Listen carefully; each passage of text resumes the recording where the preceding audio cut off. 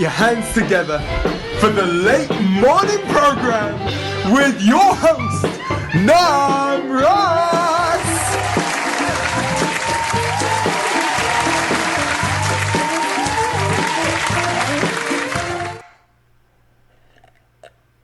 Recording. Hey, what's up? Vrajabhumi. How you doing? How's it going, bro? Good, good. You like my logo here? Looks wonderful, yeah. This is the new studio. It's beautiful. So we moved into a new house. Now we got a new studio, dedicated spot. We got these nice flowers.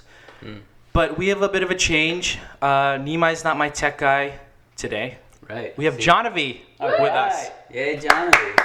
We also have Tulsi back here, watching as the audience. Yay, Tulsi. I'm judging you. So I'm excited to be back podcasting. Yeah, everybody's been waiting for you, man. Yeah, it's great. I'm super excited to have you. One of the main reasons I wanted to have you on, not just because you're a good friend of mine, but you're also a cool guy. You're really interesting. I want to hear your story, and also you're a doctor. And I think people want to hear about, health and, mostly we're talking about people within the Krishna consciousness community, but also I think people outside can also benefit from it. Right. Because, you kind of delve into not just regular medicine, but also what other kinds of medicine do you have familiarity with? Yeah, so my specialty is physical medicine and rehab. So I deal with a lot of patients that have had strokes, amputations, any type of pain, knee surgery, sports medicine, any type of injuries or anything, disease that affects the physical function of the body. So we do a lot of that. And even more so specifically, like I do a lot of amputee care. Oh, okay. Yeah, prosthetics, orthotics. Nice.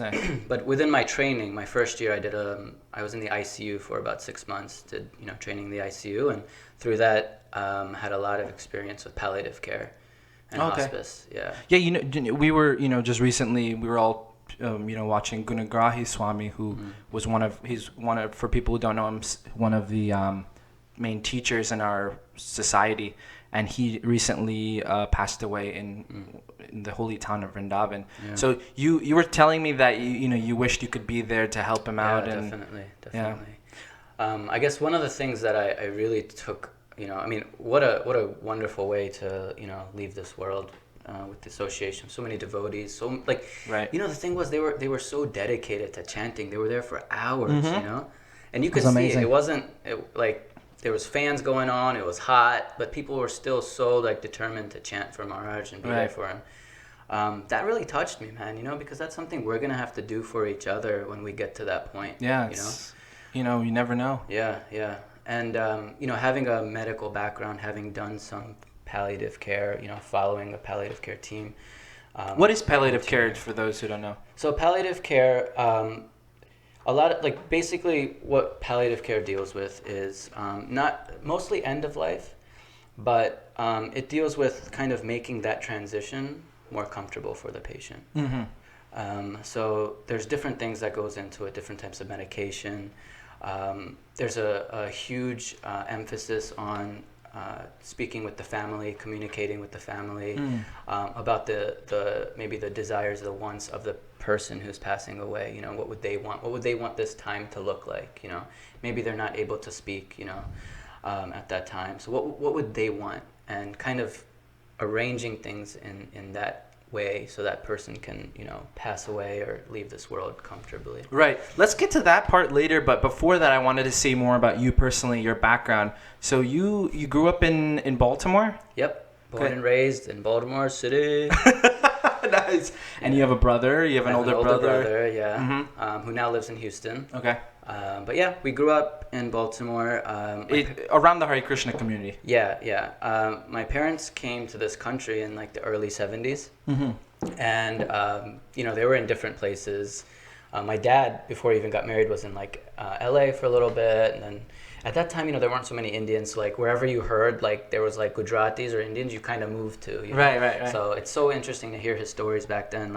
At one point, there was 8 of them living in a 1-bedroom apartment. Yeah, I've heard that story so many times. So he worked hard and things.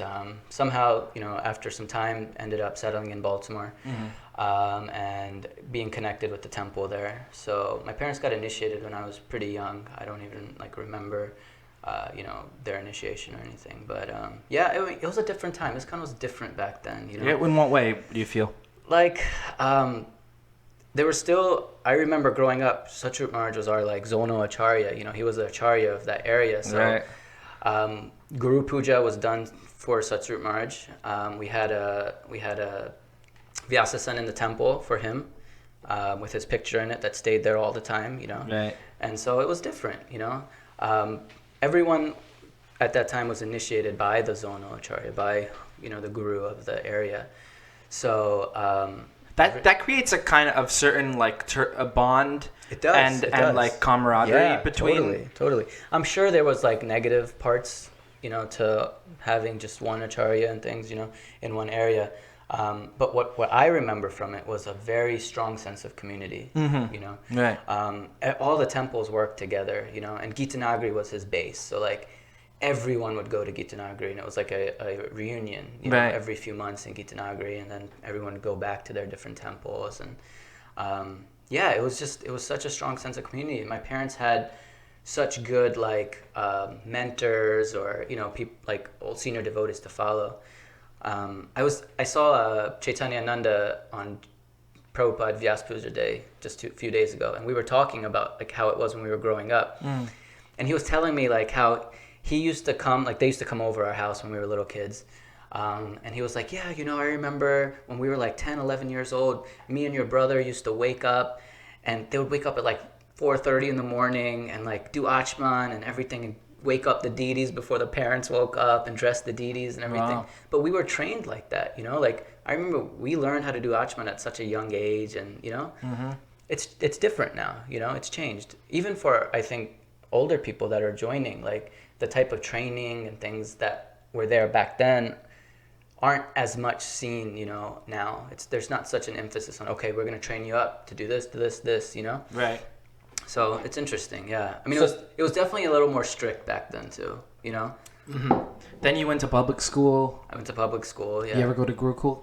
No, but those were my friends, so I would go during the summer. It was kind of on its way out. It was on its way out. Right. Yeah. So I can't remember what year the Gurukul shut down, but when all of that stuff went down, Baltimore Gurukul shut down, and Narayan, Shringa, these guys, Bindu, Vishnu Jan, all these guys ended up leaving and are going to public school and stuff, and that was really difficult for, cause they grew up having devotee friends, having sikas, and it was normal to have sika and tilak and wear a dhoti, and all of a sudden now you're a weirdo, right? Because you're in a public school and nobody even knows what a sika is. Right. So growing up in public school and then going through that, how did you kind of bring it all back to your own spiritual practice and your own faith and your own faith, basically? I think a lot of it is based on how we were raised, and the dedication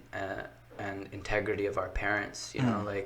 At home, when they were trained, everyone that was a disciple of Satsrup Maharaj in the area, they dress their deities every day, bathe the deities every day, have 3 offerings, 3 artis. That was standard. At night you change them into a night dress and you put them into bed and you put them to sleep. And so seeing that, that's how we woke up. We woke up to arti going on at home, and seeing my parents doing Brahma Samhita together, dressing the deities together, these kinds of things. So I think that sticks with you, man. It really does.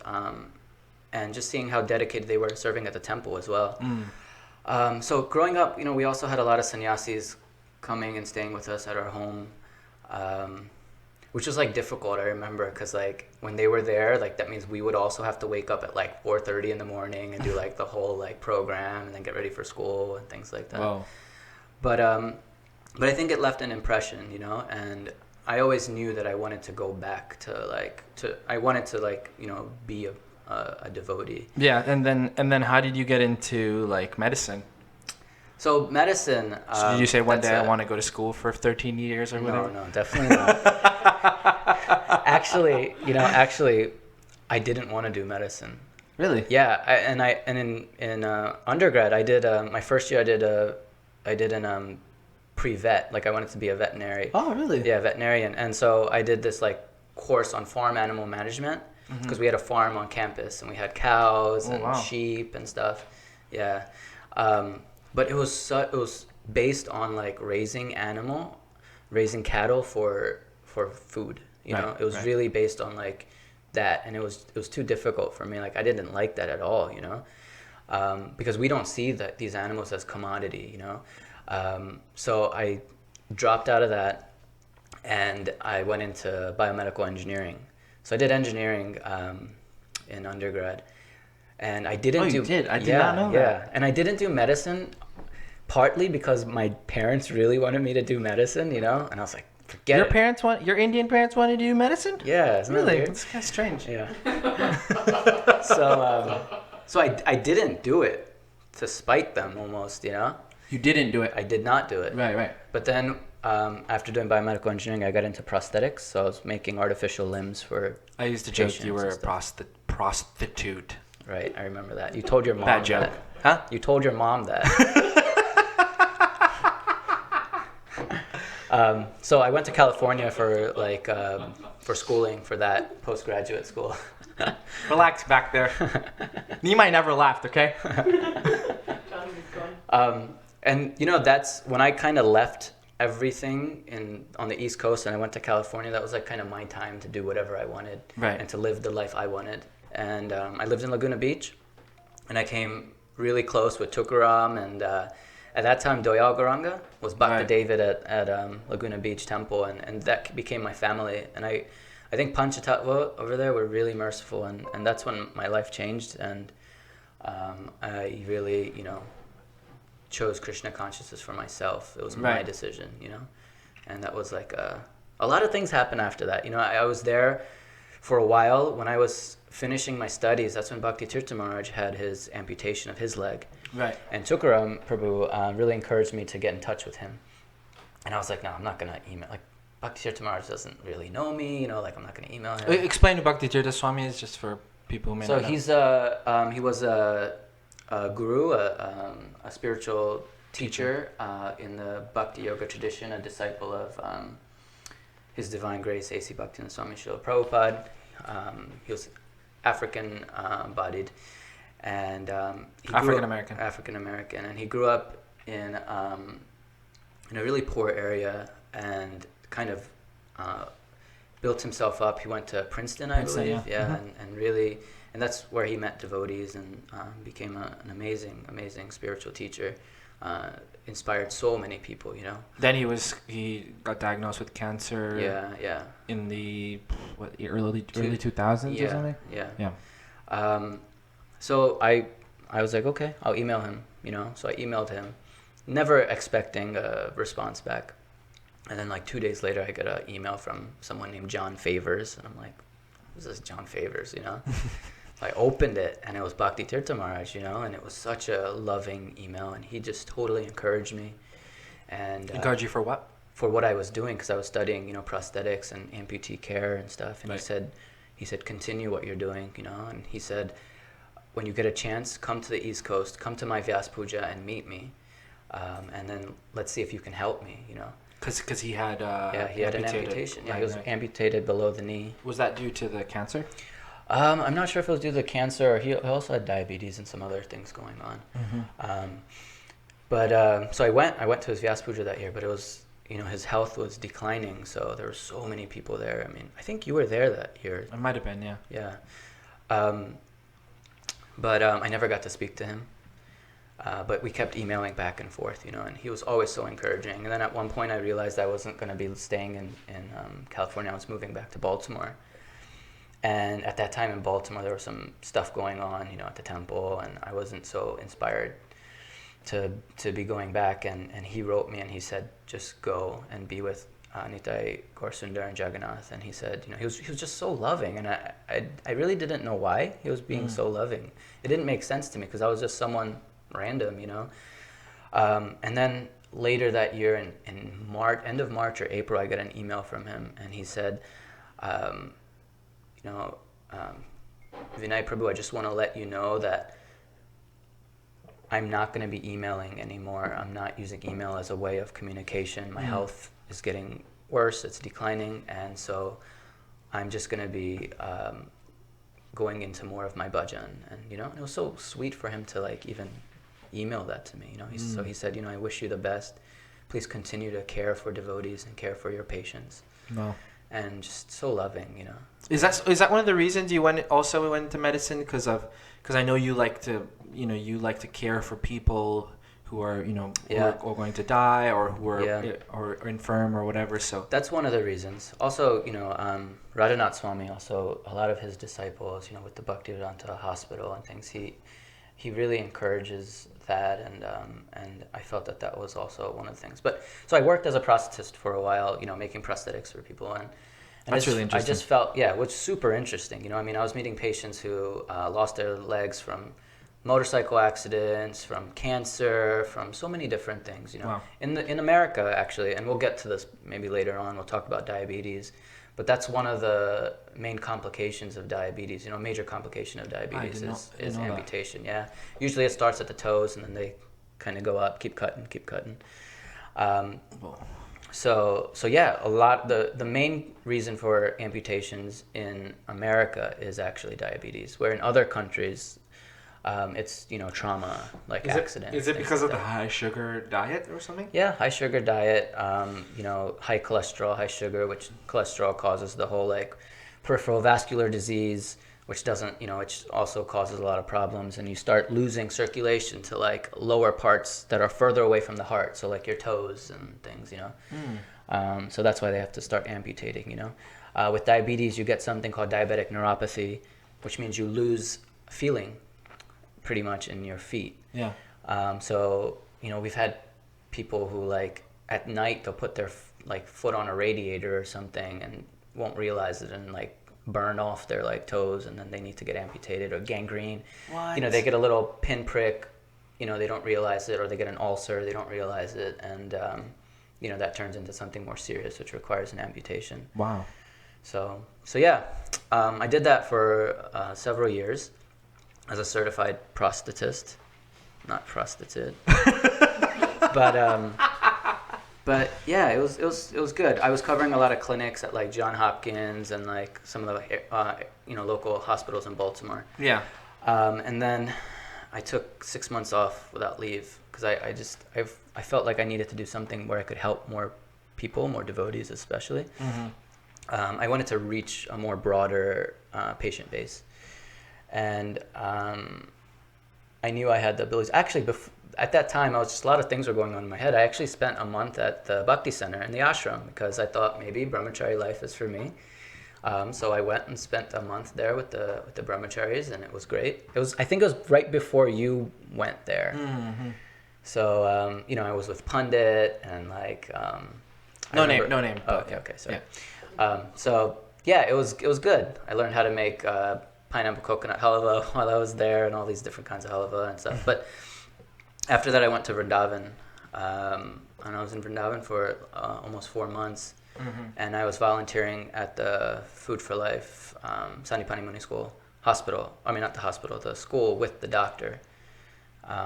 And that's when I decided, I was like, because I just because I was from America and I had some type of healthcare background, the doctor like would ask me things, and I was like, man, I don't know, like and that's when I was like, I need to go back and learn some things and then come back and become help a doctor, these, basically. and then help these people out. Wow. So that was it. After that, I came back and I did whatever was necessary to get ready to go to medical school. Yeah. Nice. Yeah. So one of the things I wanted to talk about was, some of these topics that people wrote about. For example, like the diet that we have as Hare Krishna devotees. Usually we have a Sunday feast, and the whole reason for the Sunday feast was to attract people to come to the temple and to take the sanctified food. Yeah. But that food usually was very, rich, sugar, a lot of sugar, a lot of oil, fried, and a lot of wheat. So I kind of want to discuss like what things do we have to look for as having that kind of diet? Not that we eat like that at home, but if you eat like that on a few days a week for a really long, I'm sorry about that, for a really long time. Oh, that's the furniture delivery. Please to get that. Tulsa, thanks. What do we have to look for? You know? Yeah. So like, first of all, like the Sunday feast, Prabhupada wanted it to be very like, very, I guess, to attract people to come, Right. But that was a different time. I think what we're not doing that now, really, like especially at some of the other temples. Like the food we eat is really spicy. Like I can't even. It's not attracting your normal community, like outside of the Indian community, really, right? Yeah. So, like, let's say, in whatever city, the majority of people who live in that city are not Indians, Mm-hmm. So if we're really looking to attract others, then we need to, change that aspect of it first. Like maybe make it more healthy. Make it more healthy and not so spicy, but just health-wise, talking about health, like if you look at the oils we cook with and things, they're not right. Usually, healthy now canola oil is really popular. Yeah. Sunflower It's cheap. oil. Canola Cheap. oil is Cheap. Sorry, cheap. Yeah. But the healthier oils are like your extra virgin olive oil, right? What about ghee? So ghee is an interesting topic because Ayurvedically, Sorry, I don't want to interrupt you. Continue. No, sorry. what were you gonna say? No, about that devotee. You were saying they eat ghee. Yeah, because they wanted to eat ghee because it's healthy, but then they got a heart attack because. Right. So the thing about ghee is, first of all, and any milk product really is, that it depends on where it's coming from. Okay, you can have a cow who's fed grains their whole life. GMO grains. In America, it's going to be corn, soy, these kinds of things, Mm-hmm. That milk that you get from that cow is going to be different than the milk you get from a grass-fed organic cow. Okay, this is studies. I'm not just talking about what I think. This is actual studies that have been done, But what I think is, to go to the next level, is a cow that's been loved, and treated with care and kindness, that's also been, fed grass and that won't be slaughtered after it stops giving milk. I'm sure that milk is on even another different level, right? Mm-hmm. But that hasn't been studied, so I won't talk about that. But just organic grass-fed milk has more nutrients in it than grain-fed, conventional non-organic cow, milk that comes from that cow. So you're talking about greater, higher levels of omega-3 fatty acids, which are essential for our body, different nutrients like that. So where's your ghee coming from? That's the question, right? Right. Are you getting ghee from this type of milk, Which most people, I would say, are, because Really? other kind of ghee, it's, if you're going to make it yourself, if you're going to boil your own, the butter. Most people make it from butter. Yeah, and So that where's butter's that not, butter and the coming butter's not coming from what you're saying. Right, that's my point. Yeah, right. So, it really depends, first of all, where your ghee is coming from. Okay, the quality of that ghee. Ghee, if we're talking about like pure like sud ghee, right? Then that ghee has different nutrients in it, which actually help to fight off like bad fats in the body. There's, I think, one of the things in it is like butyric acid, which is like supposed to be good for you. It has higher levels of HDL, which is like the good cholesterol that we have in our bodies. Right.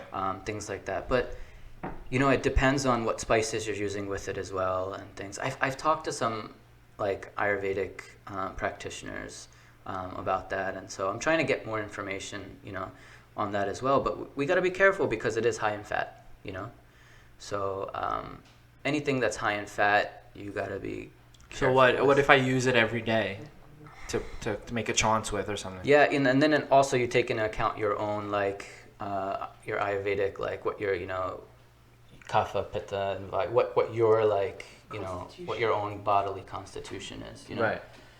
So because that's going to play a role in that as well.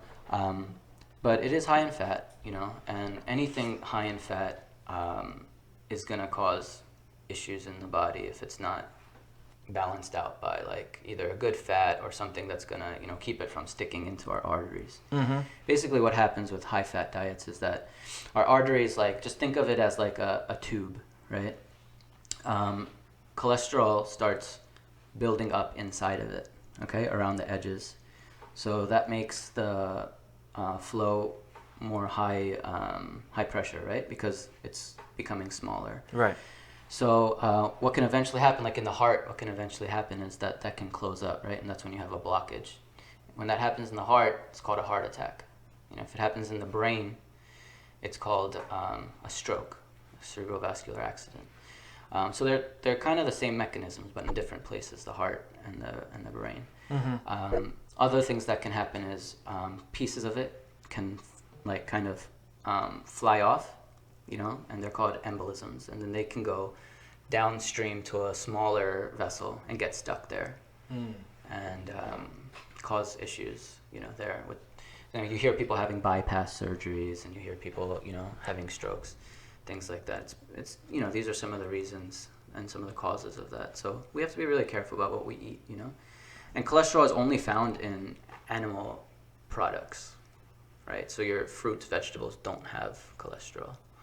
Right. So, for people who have been eating or maybe our viewers who have been eating like that for 40 some odd years, like, what's a way to like kind of stop that from acting? Yeah, it's never too late to change your diet. Yeah. It's never too late. That's the first thing, right? That's a really great point. Yeah. The other thing is, just talking simply, is stick with real food. We're gonna stick with more vegetables, fruits, vegetables, grains, and when we eat grains, we make sure that they're whole wheat, grains, and then legumes, and then our nuts as well. Like stick with those kinds of things, The fats and oils are there, and our dairy products, if we're not vegan, if we take dairy products, then they should be, put down to a limited, we limit how much dairy products. Yeah, don't like eat cheese every single day. Or... Yeah, right. We don't need to eat cheese every day. Yeah. And then eating for our health. When we sit down and eat, like, we should see like what type of nutrients am I getting from this meal? Yeah. So like the standard Gujarati breakfast, right? It's so bad. Like there's nothing. It's like all fried. Yeah, it's nasto. like mumra and like fafra and like kakra. Anything and, like, that ends with an A. Yeah, but none of that has nothing nutritious in it. Yeah, no nutritional value. Yeah, it's all like just. And I see when Indian people get older, it like they turn into that like pear shape. You can hardly walk. Right.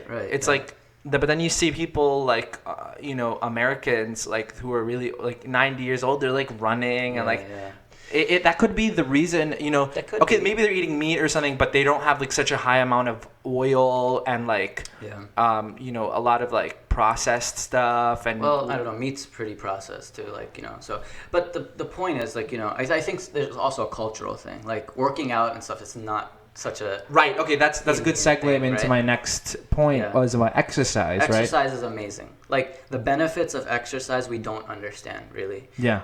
Not only does it have a effect on the body, like as in losing weight, toning our muscles, increasing our range of motion, things like that, but it has an effect on our brain.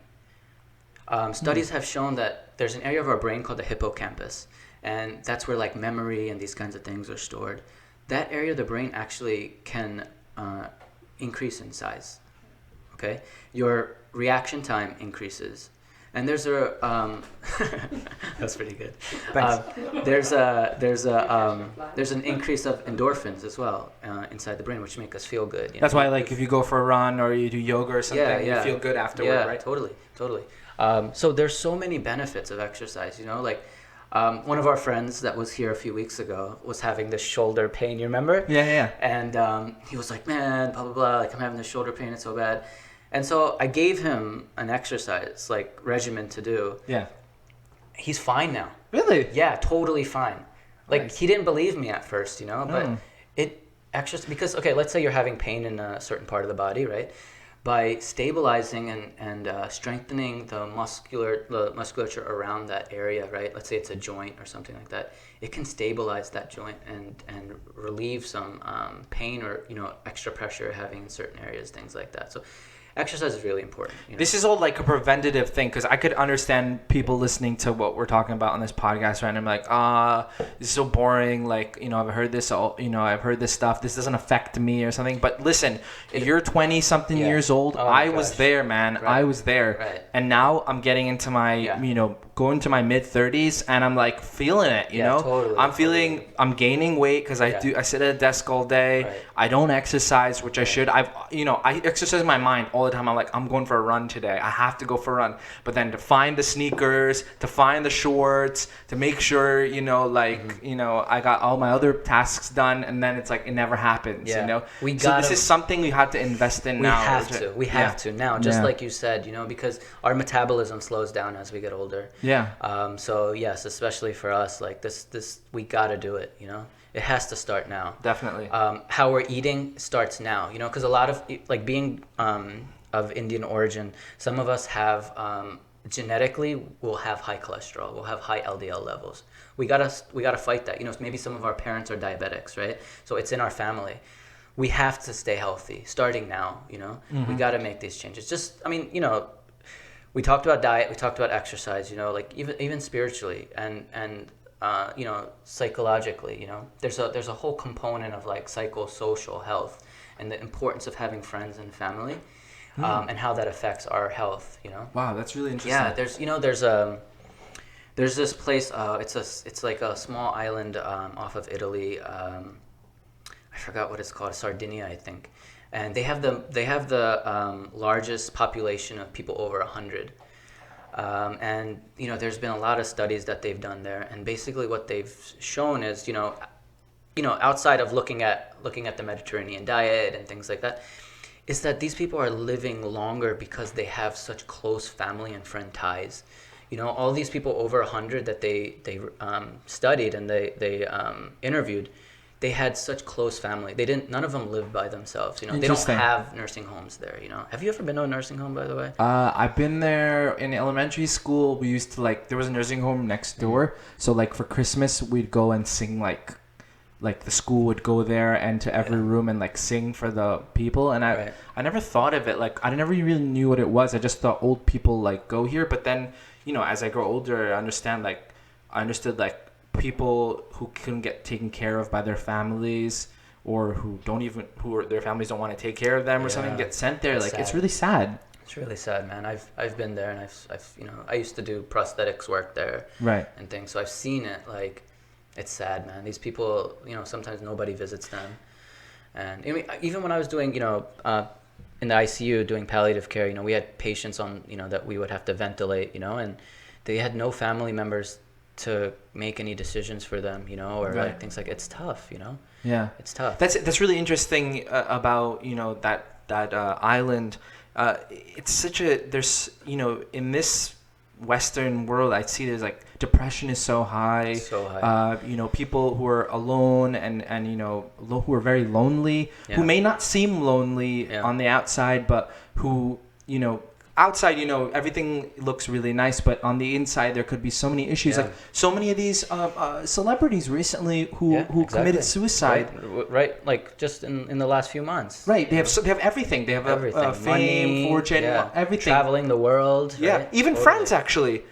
Some people were saying this the chef, whoever, I forgot his name, Anthony Bourdain. He died, and people so many friends of his were saying, oh, we didn't know he was like this, or there's something called high functioning depression as well. From the outside they look great, but from the inside they're just all torn apart. Really? It's really sad, yeah. So I think spiritual life and meditation and things really plays a big part in your health. It does, definitely. But that doesn't mean to say that if someone's spiritual that they can't be depressed, right? We have to I've heard devotees say if they're depressed, just feed them prasadam, Really, so really, I've heard that, and it's really? People have said that? Yeah, I know someone, who they grew up in a devotee family, really nice devotee family, so loved, and still they. By devotee, we mean the Hare Krishna. Yes, I'm just saying. I'm just for yeah, the viewers saying. right. And they were still depressed, So there's other things that play a role in that. But to go back to like the psychosocial part of health, there was another study that was done on patients who had back pain, and they had a stenosis, which is basically like some type of blockage, either a herniated disc or something that's like causing some blockage in their spinal cord, causing pain, the back pain and like leg pain, things like that. So they did a study that showed the success of doing surgery on these patients to like relieve the stress on the spinal cord. So patients who had 5 risk factors or more, 5 risk factors, I think, being like childhood trauma, like neglect, physical abuse, sexual abuse, parents who used alcohol or drugs, things like that. Those were like the risk factors. Children who grew up in families like that, who had a lot of those risk factors, they had, I think, 5 or more risk factors was like 0% chance that the surgery was going to be successful in relieving their pain. Patients who had 0 risk factors had over a 95% chance of the surgery being successful. So there's this whole psychosocial aspect of our health, of pain, how we deal with things in the world, even from when we were young, that affect us as adults. So for in your advice to people, how can we improve our what did you say? Psychosocial. Psychosocial health. That's why. What can we do to I think help that? And it's not. I'm not telling you. Okay, just meditate or. No. Right? Because that's. Maybe it's find friends. Is exactly. Yeah. No, but that's what I'm saying. That's what the study in Sardinia showed. It showed that these people who were living long lives, it was because they had support of friends and family. They had that sangha, and I think that's so important. It's so important to have friends, to have whoever to go to talk to, and to laugh with, to have a good time with. Like, that's really important. And growing up in the Bhakti Yoga tradition, sometimes we grow up with different values in life than like a normal teenager living in the United States of America, right? Yeah, definitely. So it becomes difficult, right? Because we're different, right? Yeah. But and that's why I think these like youth groups and things are so important. Like, growing up, we had ours, and getting together with people that are like-minded and have the same. It's great. Yeah. Same values as you, and are going through the same struggles in school and college. Yeah. It gives you some strength. They say like one stick is really easy to break, and then if you have a bunch of sticks together, right, it's difficult, right? Yeah. So when you have that support, you're not just the only one going through things like that. It helps. It really does, and so I would really encourage those kinds of things. Yeah. That's really, really awesome advice. But for someone who was in that, you could say that sangha, and they've kind of drifted away, and they feel like judged, because I feel sometimes in our society that if someone is found out to be not up to the principles or something, they kind of get shunned, and then they move away from that, and they're like, this is something we were talking about, right? That that sometimes people can feel alienated, right, from the group. Yeah, which isn't cool at all, right? Like, I mean, think about it. No, like, it's not. And as if we're actually following in the line of our great saints in the Bhakti tradition, that's not something that we do, Right. We show love and kindness, and even Srila Prabhupada, showed so much love to, devotees who had gone away and things like that. you know. And I think that's something we really need to change. That's something totally we need to change. Like, sometimes even we see like a few years back, some a guru or someone, they fell away, or they fell down in the sense of like from the principle or something, and then they put out this whole like public thing about, oh, this person is not a part of ISKCON, is not this, like right. They make it so public, and they don't even give that person a chance to say their story or to verify What is that? Like that's not what we're meant to be like, right? First of all, that's not our job, right? We're not here to do that, to criticize and to like put someone out there like that, you know? Yeah. I mean, think about like Putna, right? Like going back to her, like she killed babies, right? Like how horrible is that? Like someone could have totally judged her and been like, you know, whatever, right? Krishna delivered her. If Krishna saw the good in her, right, and delivered her, what are we doing, you know? Mm-hmm. Like we should be looking for that. I mean, yeah, that's one of the principles. Saragrahi Vaishnav means the one who sees the good and wants to magnify that. Yeah. You know, there's like that few types of people. They see the good and they see the bad, and then they see the good and they magnify the bad, or they magnify the good, or they don't see good or bad. Yeah. And then they magnify the good or something like that. Definitely. Right? Something like that. I think that's a generational thing as well, though, because like, you know, I think in the old days the essence was bring in newcomers and give all the love to newcomers, and they weren't really thinking about their own spiritual growth or needs. Yeah. So, but now That's in true. our generation, it's like a different scene completely. Definitely. So we need to change Yeah, and I think Bhakti Tirtha Maharaj was one of the first people to talk about like community and loving relationships between devotees, you know. And I remember people were like, "What is he talking about?" Like, you know, this is like crazy. We're not talking about feelings, and you know, like we should be talking about just Krishna consciousness, you know. But it's true, right? Like loving relationships is so important. One of the things that I would like to see changed in our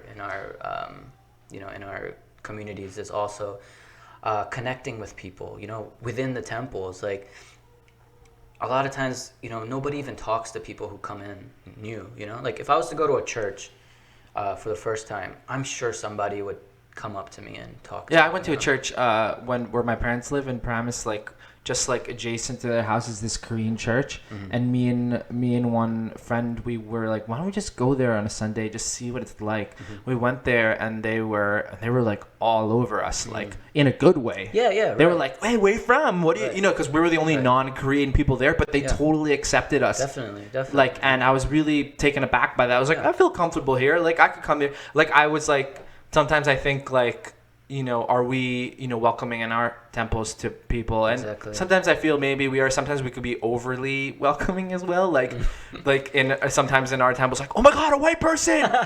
Like everyone attack them. Like, you know, they're like, Prabhu, aren't you talking to them? Like, because they're already being talked to by 100 other people. Like, just relax. You know, it's like we gotta be smart about those kinds of things. Yeah, definitely. And sometimes I think it's good to put someone in our generation in charge of something like that, you know, because we tend to, I think, connect better with people in the community. Definitely. So changing gears back to health. One of the things I remember that I wanted you to talk about was also, you know, older people like our parents and stuff, caring for them. Totally. About, you know, things that could affect them now as they get older. That's you know, I mean, as our generation gets older, they're also getting older, and it's our responsibility to take care of them. And it's tough, man, you know. It's tough seeing like our parents becoming dependent in certain things, you know. Because our parents have been so like independent, and you know, they raised us and gave us Krishna, and you know, all these things, and then to see them like needing help in certain things, it's really hard, you know. Difficult, yeah. Have you experienced that? Oh my gosh, yeah, totally. Totally. Just experienced that like anything. Yeah. So, you know, last year my father actually got really sick. He had some lung issues, and I remember it was the weekend that there was a big program in Baltimore. Radhanath Maharaj was going to be there, and Gauravani was out of town, so I had to like set everything up. But I couldn't be there because my father was so sick, so I stayed home with my father. And there was one point where he was coughing so much, and he was in so much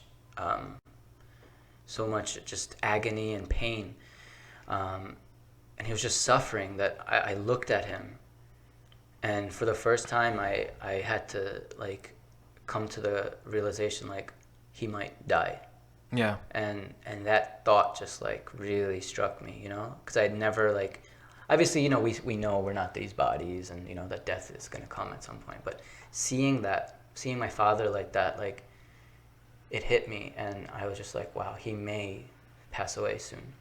And it was so tough. It was so tough. And my mom, she saw me looking at my dad, and she saw my face.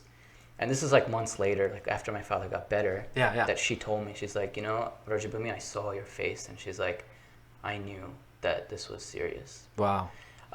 But yeah, he was really bad, man. He was really bad. And things like this are going to happen, in the last like year or so, just in the temple in Baltimore, we had two older, devotees have strokes. Like in the temple? One of them was in the temple. Dang. Yeah, he was there. Like he didn't feel good. He came to the temple, was chanting his rounds, and it got worse. Like his symptoms got worse. And luckily, like our temple president in Baltimore, he's a doctor, and he realized what was going on, and he took him straight to the hospital, and he got treated and things. Yeah. So strokes. So there's some risk factors for strokes. Some of them we won't see within our devotee community, like smoking. We're not supposed to smoke, so we can cut that risk factor out. But hypertension, high blood pressure is a big one. That's one of the major risk factors for a stroke. So as devotees, or not even as devotees, as people, we should be getting our blood pressure checked. Like even at our age, if you're in your 30s, get your blood pressure checked, do it. Get your cholesterol checked. Dude, I haven't checked it in, I don't even remember. My mom's a doctor, so when I was a kid, we never went to the doctor because it was like, my mom's a doctor. If anything's wrong, they'd be like, I never got a physical, I never got anything. And I still now, to this day, I haven't. I should probably go do that, right? Yeah, dude. Do it. But a part of me is like, I don't want to do that because I don't want to find out what's wrong. Man, just do it. I'm going to be on you about this. I'm not letting this go, man. And I want you to send me your results. I tell my brother and sister-in-law the same thing, we have to do it because, look, you have a kid now, Like, forget about you caring about your own self. You have a responsibility. If you're not going to do it for yourself, then do it for your child, For sure. No, I agree. That's something I need to work on, for sure. Because he needs you, Yeah. He needs you to be around. And we have a friend, I'm not going to name him, but we have a friend who, a mutual friend of ours who I worry about his health so much, and I've had so many discussions with him, and I really wish I could do something about it. But it hurt, I'm just like, it's so important for us to do it. And I told him too, I'm like, dude, if you're not going to do it for yourself, then do it for your kids, For sure, yeah. So it's important, man, and getting your blood pressure checked, not a big deal, getting your blood drawn, checking how, like, what your cholesterol is like, checking what your, sugars are like, diabetes, these kinds of things. Like, it's not going to hurt. I just really like pakoras, though. That's fine. Every once in a while to have a pakora, it's and okay. Juice. Yeah, I really like juice and pakoras. That's like my ideal food combo. Let's talk about Facebook. Wait a minute. Let's finish with the stroke thing. Yeah. So within our parents, what we should because I want to let people know, like, if they see this in their parents, they should not take it lightly. Don't ignore it. Yeah. Go right to the hospital. Right.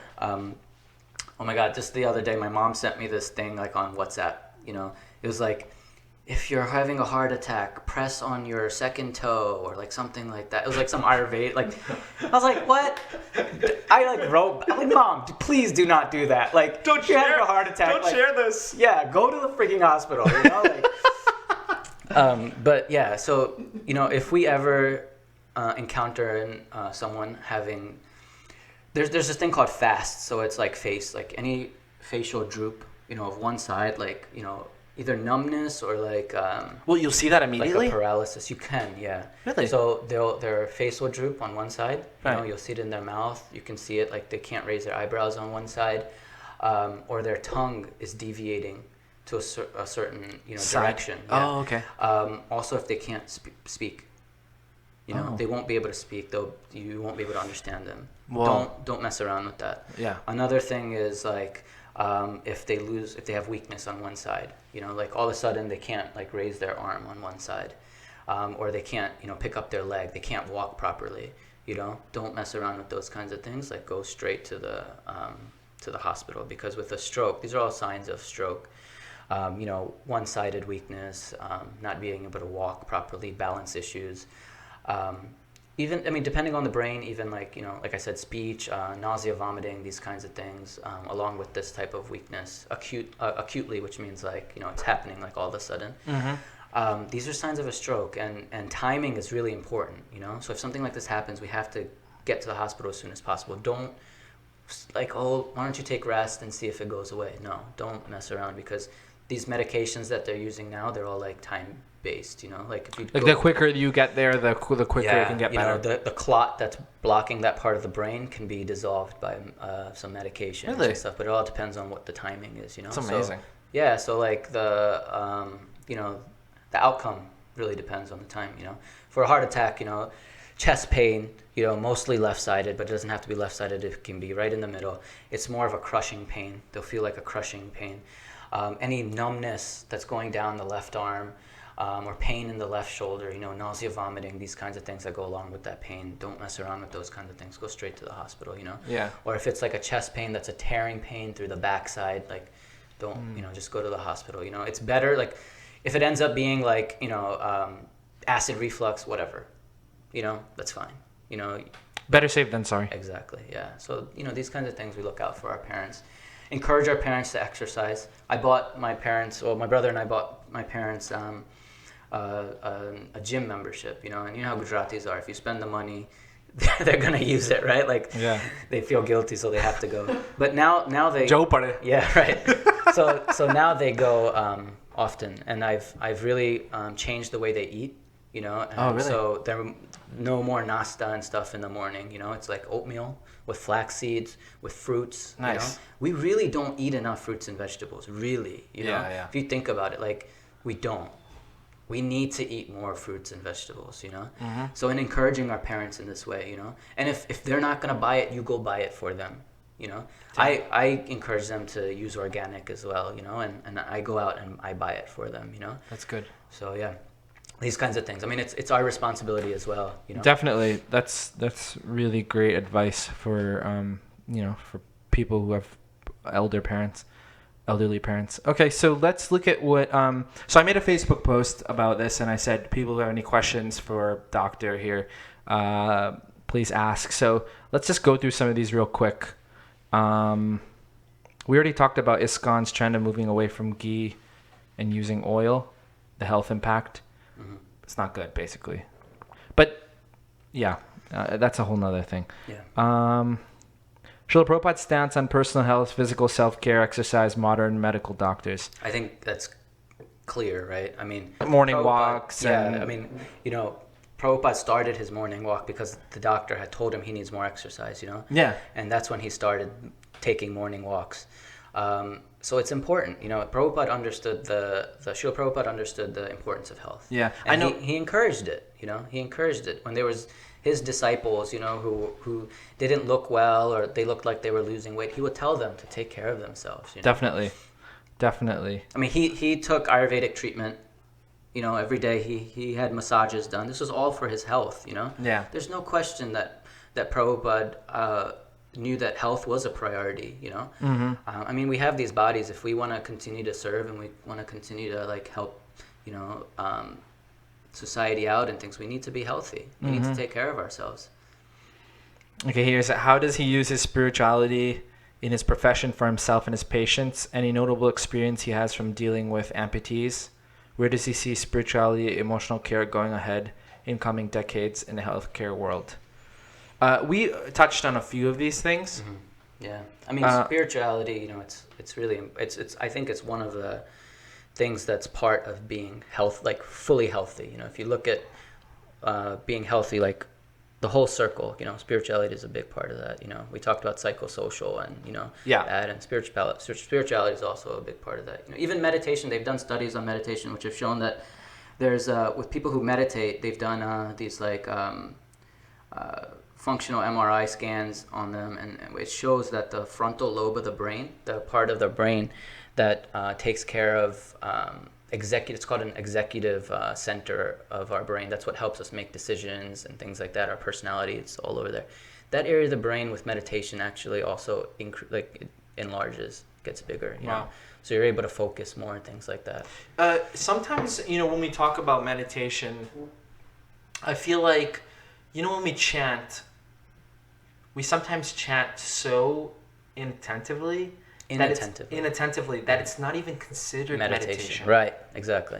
Like meditation is actually sitting and focusing your mind on one thing, having a quiet background. But sometimes we, to get our meditation done, we're just like, we're pacing everywhere.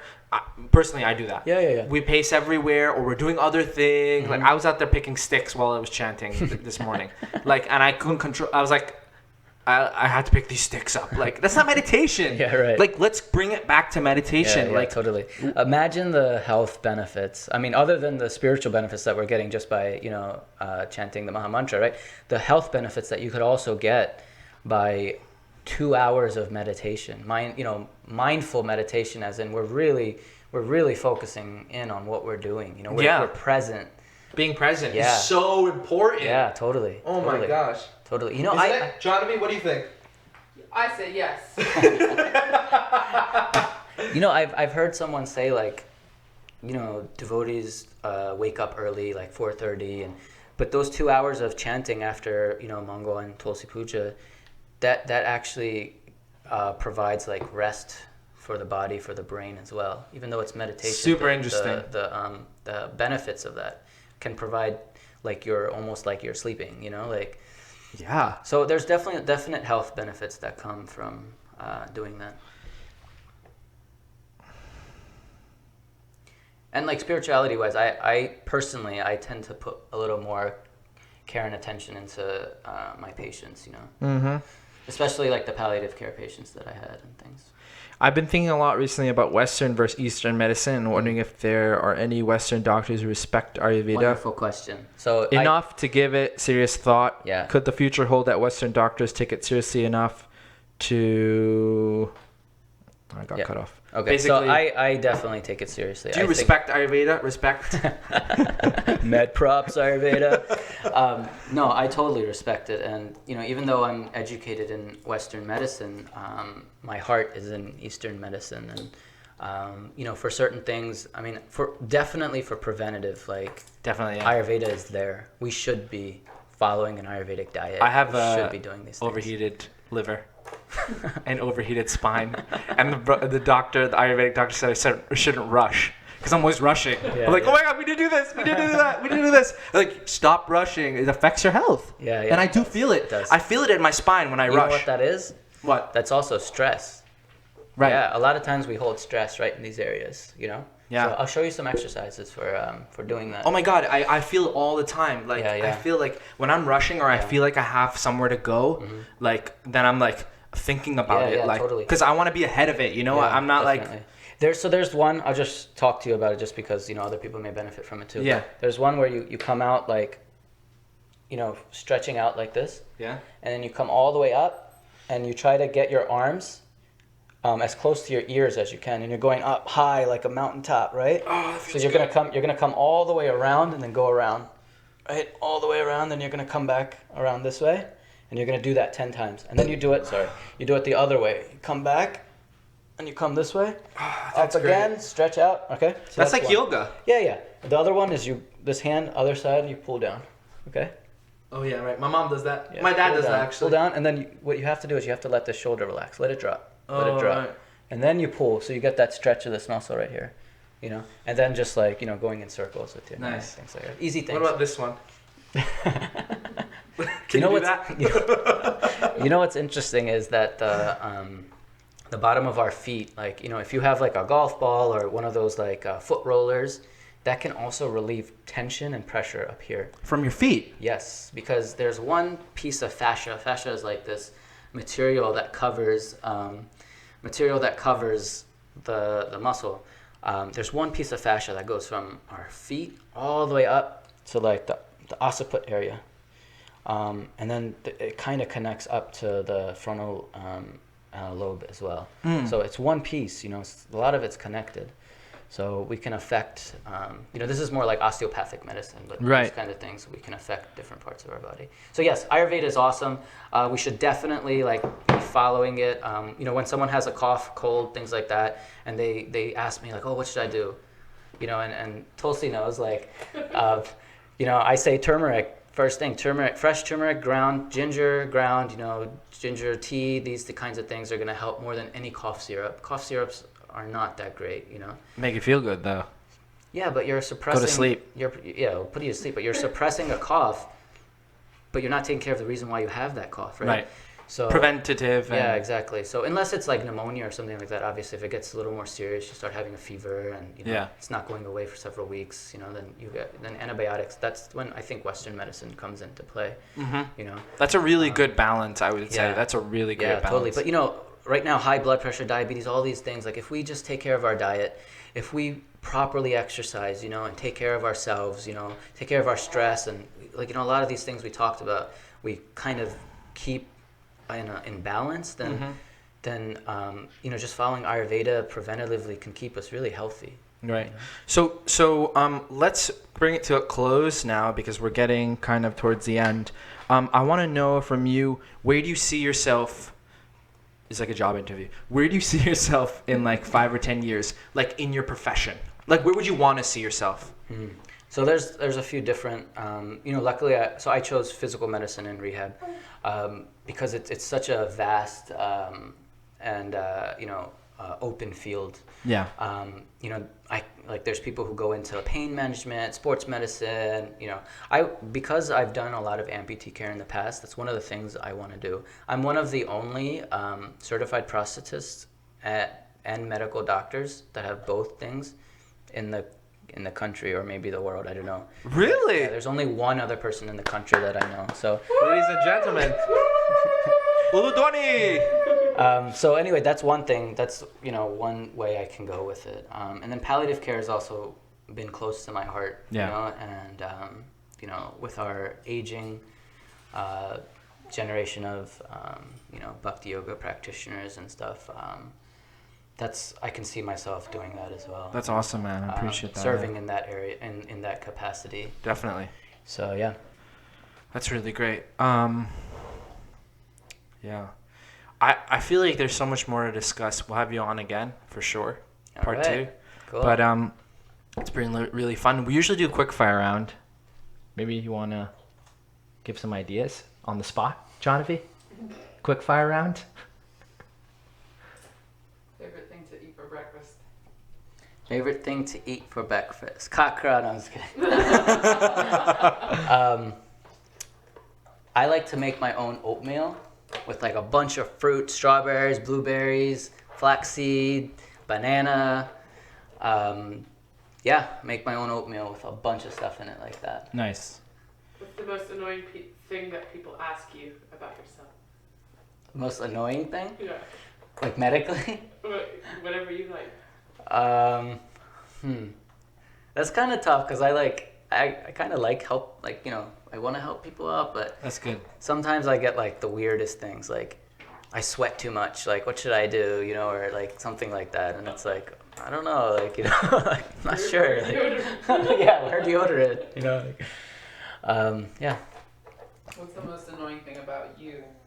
About myself? Wow, that's a good one. Most annoying thing about myself. Sometimes I'm undecisive. Yeah. I wasn't like that. I wasn't indecisive about making that or answering that question, but yeah, indecision is one. I think it plagues all of us. Anyway, Vrajabhumi, doctor, thank you for visiting us at the new studio, and we're really happy to have you on, and we'll have you on again. We'll talk about some more specific things now that we got to know you. Like, we're gonna have recurring guests. Yeah, we can talk about some controversial stuff like vaccines and, you know, things like that as well. And we got a little special guest here. Hi. Look at this little man. What's up, Chandri? Okay. Hey. Bye. This is my show, not your show. Hey, come on. Okay. So now that we got this dedicated studio, we're gonna have a lot more frequent guests. Next in the works is John V. Harrison. All right. Woo! John V. Harrison. We're gonna talk about real controversial things. Nice. We got Brahma Muhurta. Awesome. That's my good friends. He's an artist, photographer, priest. Yeah. We got Gauravani, Yep. famous Kirtaniya. We got Kalpavriksha, famous tattoo artist and all-around awesome dude. Chaitanya Nanda is another good friend of mine. We're going to get all these guys on. We're going to do it maybe every other week or every week and get the podcast going. Again, thank you. Thank you. And we'll see you guys later. Thank you. Bye, guys.